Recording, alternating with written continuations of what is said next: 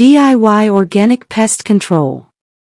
Every gardener dreams of a healthy garden full of thriving plants, but pests often arrive uninvited, damaging leaves, flowers, and fruits.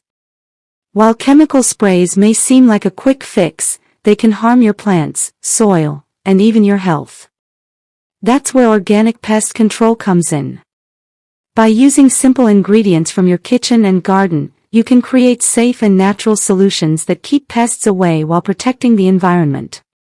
For example, a spray made with neem oil and water can stop many common insects without harming beneficial creatures like butterflies and bees.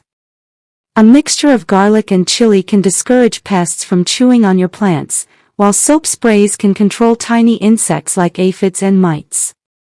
Companion planting is another smart way.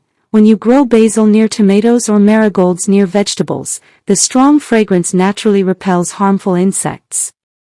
Even introducing ladybugs to your garden can help, as they feed on pests like aphids.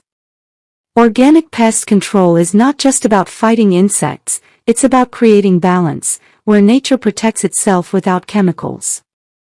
With patience and the right methods, you can enjoy a garden that is both safe and flourishing, filled with healthy plants and natural harmony.